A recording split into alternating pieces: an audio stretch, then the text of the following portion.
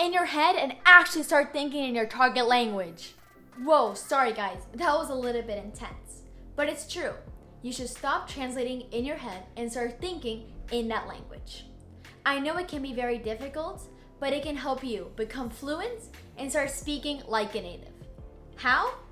Well, somebody asks you a question. You have to translate the question into your mother tongue. Think of an answer, translate the answer into that language, and then you can finally answer the question. That takes way too long, and somebody that's a native or is fluent in that language skips all those steps, which is something you should do. In this video, I'm gonna help you with that problem. Wait, before we start, don't forget to like and subscribe. Guys, this really helps me out. Okay, now we can start. Number 1.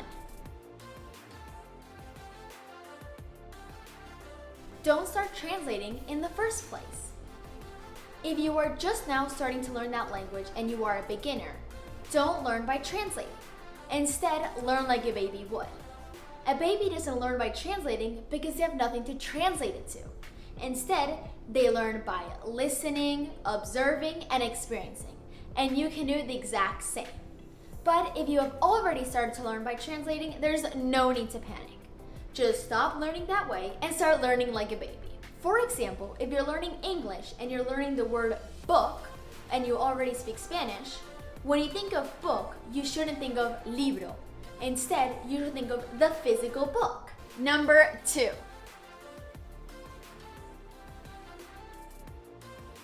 Get a monolingual dictionary instead of a bilingual dictionary. When I was learning French, I didn't get an English-French dictionary. Instead, I got a French dictionary. The problem with bilingual dictionaries is that they translate, which is exactly what you want to avoid. I also love picture or visual dictionaries because you're able to see what each thing is. Number 3.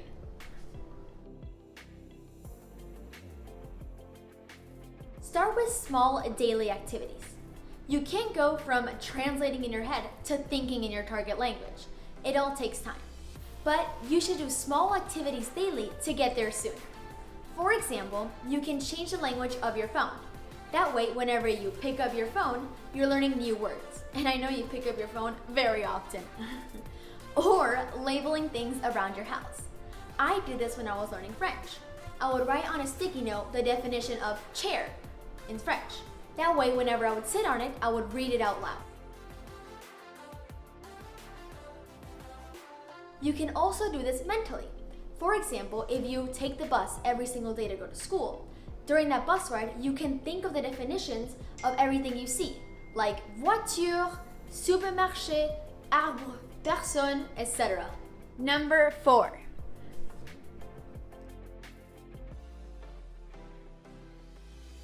Listen more. Whenever you're doing something that doesn't require 100% of your attention, I recommend listening to music, podcasts, or YouTube.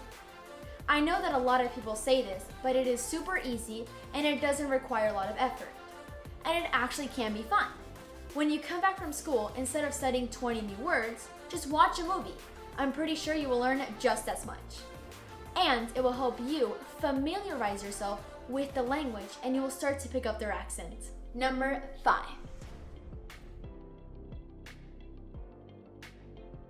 Talk and think to yourself in your target language. I recommend to first talk to yourself, that way you will pick up on any mistakes you make or anything you lack. What can you talk about? Anything. For example, what you're gonna have for lunch or what is next on your to-do list. If you are talking to yourself, I recommend to do it in private because if not, people will think you're crazy and you will want to stop. Number 6.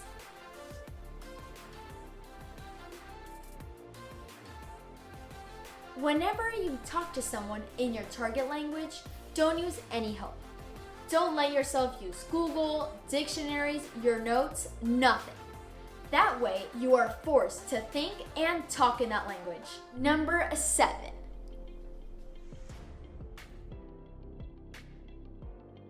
Whenever you're talking to someone in that language, guess what they're going to say.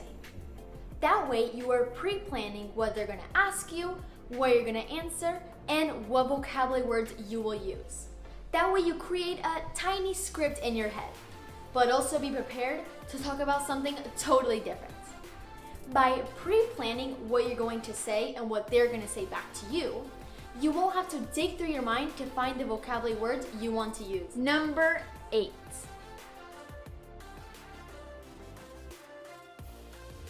Learn phrases, not only vocabulary. Sometimes a word might have a different meaning depending on the phrase and how you say it. For example, the word sick. You can say, "Oh, I was sick, so I went to the hospital." Or, "This party was sick." Or, "I'm sick of hearing you say the same thing." Each of these phrases had a different meaning of sick. So instead of learning the actual definition of sick, learn these phrases so you will know when to use them and its different meaning. Number 9.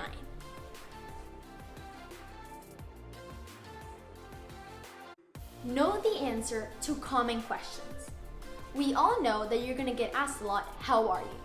So by knowing multiple ways of answering that question, you will be able to think in that language when they're asking you that question, and you will have multiple ways of answering it. Number 10.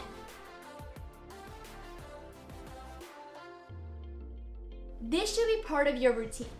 You should do at least one of the things that I said in this video daily, and you should also be fixing what you don't know or what you're lacking.